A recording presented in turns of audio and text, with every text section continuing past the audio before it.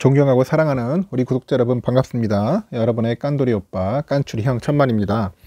여러분 어떻게 오늘 하루 잘 보내셨는지 모르겠어요. 저녁 시간을 맞이해서 깐추리 형이 한번 또 흥미로운 이야기를 할게요. 본인도 나름 뭐 알차게 보내고 있습니다.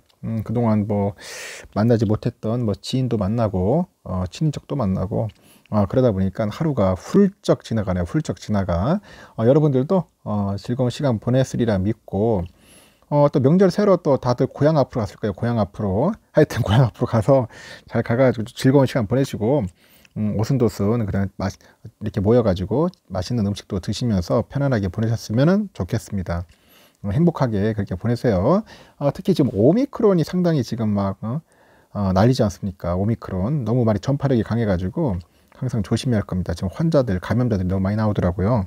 하여튼 오미크론에 감염되지 않도록 항상 늘 조심하시고 감기 조심하십시오. 지금 이제 웃긴 게 뭐냐, 또 재밌는 이야기가 있어요. 올해는 또 이제 세금이 좀 많이 나올 것 같아. 주식으로 벌면 세금이 안 나올 것 같다. 그 관련된 이야기를 한번 해볼게요. 예를 들면 뭐야, 한 직장인 A 씨라는 사람이 있어. A 씨.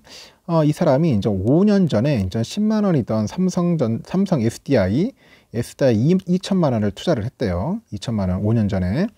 현재 SDI 주가가 한 60만 원대. 60만 원으로 당시보다 한 6배 가량 이제 올랐겠죠. 60만 원으로 해서 이제 6배가 올랐어요. 그러면 2천만 원이 결국 얼마 되는 거야? 2천만 원 투자했으니까 6배니까 한 1억 2천 되겠죠. 1억 2천만 원. 그러면 약 1억 원의 그 이익이 남은 거야. 1억 원. 1억 원의 수익을 냈습니다. 냈는데 내년부터는 이제 금융투자소득세가 이제 시행이 된단 말이야. 그러면 매도 차익에 대해서 세금. 이런 소식에 이제 A 씨는 올해 안에 주식을 매도하겠다고 마음먹었다. 막 그런 이야기가 있습니다. 그 내년이죠. 내년이면 2023년이잖아요. 그럼 2023년부터 국내 주식시장에 큰 변화가 생기는 거야. 큰 변화가. 현재는 그 개별 종목당에 그 10억이죠. 10억 원인 그 대주주 요건에만 해당되지 않으면은 국내 주식 매매 차익에 대해서 세금을 전혀 내지 않아요. 세금을 전혀 내지 않는다. 하지만 내년부터는 5천만 원 이상의 그런 매매 차익이 발생하면은 22에서 27% 정도, 27.5%의 금융투자소득세를 내야 합니다. 하지만은 그 미리 겁먹을 필요는 없다. 겁먹을 필요는 없다고 합니다. 의제 취득가액이라는 제도가 있어요. 의제 취득가액이라는 그 제도가 있어서 올해 안에 서둘러서 주식을 팔지 않아도 된다고 합니다. 금융소득 종합과세 대상이 되는 그 고소득자들한테는 오히려 유리한 점도 있다고 합니다. 유리한 점.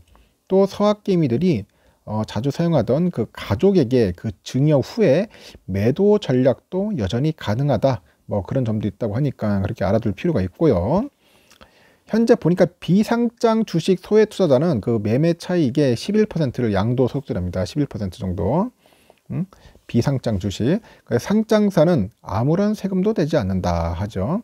그래서 내년부터는 이제 금융투자 소득세가 이제 시행이 되면은 국내 주식은 물론이고 뭐 채권, 펀드, 파생상품, ELS 등 그 금융상품의 매매로 그런 발생한 차익을 모두 합산해서 세금을 부과하게 돼 있어요. 세금을 부과하고 모든 주식 투자자가 금융투자소득세를 내는 것은 아니라고 했죠. 국내 주식과 국내 주식형 펀드 매매 차익의 5천만 원까지. 5천만 원까지. 그 이외에 그 다른 금융투자 소득세는 250만 원까지는 이제 비과세다. 비과세. 즉 연간으로 5천만 원 이상 번 투자자만 이제 세금을 내는 것이에요. 그래서 현재도 해외 주식 투자자는 연간 250만 원 이상 벌면 세금을 내죠. 250만 원. 그래서 250만 원까지만 딱딱 팔아가지고 이제 하는 사람도 있더라고요. 세금 안 내려고. 하여튼 세율은 5천만 원부터 3억 원 미만은 22%예요. 22%. 그 3억 원 이상은 27.5%의 세금을 내는 겁니다. 그래서 국내 주식으로 1억 원의 매매 차익이 발생하면은 5천만 원을 공제받는 거예요. 5천만 원 공제받고 나머지 5천만 원의 22%는 1,100만 원의 금융투자소득세를 내는 것이다. 그렇게 이야기를 하고 있습니다. 하여튼 주식으로 5억 원을 벌었다면 5천만 원에서 3억 원까지 구간해서 5,500만 원, 3억 원 초과 구간에 대해서는 5,500만 원. 하여튼 총 1억 1,000만 원의 이제 세금이 붙는 겁니다. 그래서 세금 계산을 한번 잘 하셔야 돼요. 여러분들 혹시 다른 종목들 투자하시는 분들은 참고하시면 좋을 것 같다. 실제로 이렇게 세금을 내는 사람은 많지 않을 것으로 보이는데 주식을 사고 팔면은 어떤 종목은 수익이 나지만은 또 어떤 종목은 손실이 납니다. 그래서 수익과 손실을 합산해서 실제 손익을 따져서 과세를 하기 때문이겠죠. 결손금은 5년까지 2월 공제가 가능하다. 2월 공제. 즉 주식 손실이 5천만 원이 발생했어. 그러면은 내년부터는 5년까지 이 5천만 원의 2월 결손금 한도를 다 소진할 때까지는 매매차익에 대한 금융투자세를 내지 않는다는 겁니다. 하루에 몇 번씩 주식을 사고 파는 그 투자자 입장에서는 세금을 납부하는 문제도 상당히 까다롭게 느껴질 수가 있는데, 하지만 그 개인 투자자가 일일이 세금을 신고하고 납부하는 것은 아니겠죠.